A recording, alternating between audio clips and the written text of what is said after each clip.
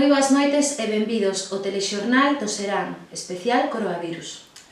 Abrimos o telexornal cunha noticia que nos chega dende Alonia, no concello de Ourense, onde un veciño se enfrontou ao coronavirus que ameazaba con infectalo. Bernardino García, de 73 anos, que vive só en unha zona illada, en ningún momento se amedrentou ante as ameazas da enfermidade. Si mira que te mato, dixen, por que me vas a matar a mí? Que che fixen eu, colipollas? Se descubre a cara, que che peta un este que che arranca a cabeza. Impactantes estas declaracións que nos chegan dende Alonia. Cambiamos de nova para chegar ao Valadoiro, onde Delmira, unha veciña de 83 anos, conseguiu poñer en fuga o coronavirus que intentaba acceder ao seu domicilio. A anciá asegura que mailo risco volvería a facer o mesmo.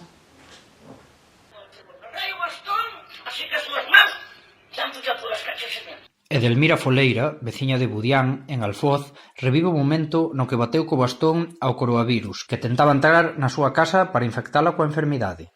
O coronavirus fixo pasarse por gripe común e, ante a insistencia de entrar na vivenda, a muller de 83 anos non dubidou en enfrontarse a el e conseguiu facelo fuxir. Naquele momento, dixeme, pero mamá, non ve que non se lles pode apertar e non pode... Eu tampouco non sou molestar, a miña casa non tiña que vir buscar. Eu daba, se non se bota fora, non sei como diría. A mí diríame mal, pero eu sempre que me decir moi ben. Malio evidente perigo que correu, xa que o virus era unha mutación do orixinal, Edelmira asegura que non pasou medo e que volvería a facer o mismo. Eu que caralho sabía que me se iba a meter na casa. Eu que estaba sola, que me día, que estaba sola, que estaba sola. Se mete para dentro para o comedor, eu pensaba que había... Dixen, me engancha a televisión. Se tiña o bastón ali ao xeiro. Pero había de dar con tanta eu non puidera pola espalda. Que era o que me casaba ben para lle petar. Non me importaba matalo. Naquele momento daba-lhe a matar. O intento de infección produciuse a plena luz do día, en un momento no que a muller estaba soa na casa. A anciá non quixo chamar aos Sergas, ata que llo pediron os seus familiares.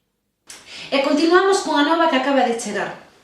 Políticos galegos están a mandar mensaxes de apoio aos Estados Unidos, en concreto á cidade de Nova York, que se converteu xa na área con maior número de infectados desde que se comezaron a rexistrar datos. Welcome to Rías Baixas. Welcome to Pontevedra. Here in Rías Baixas, in Pontevedra, the sun, the rain, the food, the wine, the heritage, the culture are wonderful. I invite you to enjoy our land. In our Christmas time, so we are going to listen just Happy Christmas de John Lennon with the light, with the music. Very welcome everybody here. Imposible non emocionarse ante semellantes mostras de apoio. Aínda que para mostras de apoio as que nos están a chegar dentro dos centros educativos. Conectamos en directo coa nosa reporteira, Uxía Xato, que se atopa na Fonsagrada, onde voluntariamente toda a comunidade educativa está a elaborar material sanitario. Boas tardes, Uxía. Xuxi, canto traballo che de facer as mascarillas? Nada. Comprou no que lle traballo lle vai dar. Nada, porque compramos. E dende a Fonsagrada saltamos a Cartelle, onde os nenos volven por un día ás aulas, e ali está o noso reporteiro Breixo Brei. Boas tardes, Breixo. Damos un... Que vos fai? A ver, que me explique. A ver, contame que che fai a profesora cando faz algo mal. Pues nos pegan. Como que? Que dixaches que? Nos pegan. Como che van pegar, muller?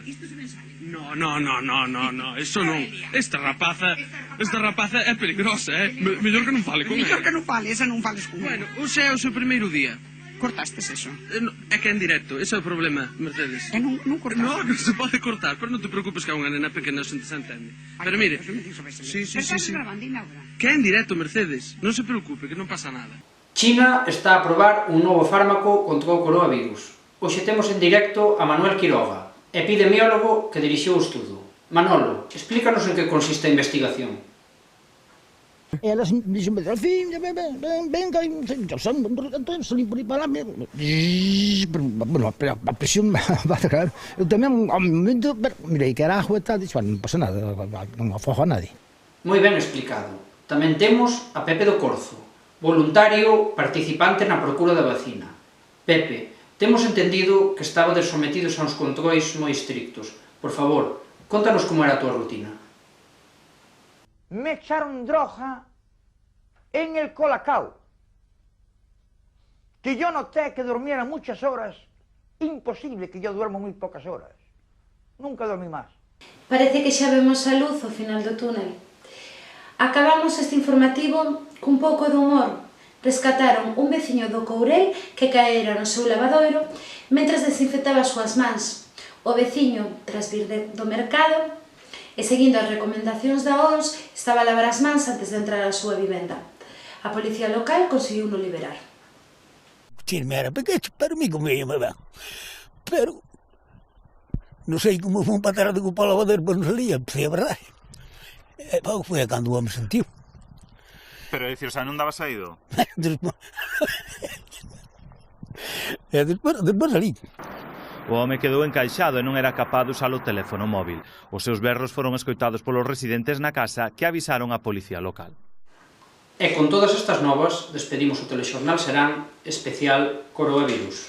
Moi boas noites e xa saben, queden na casa.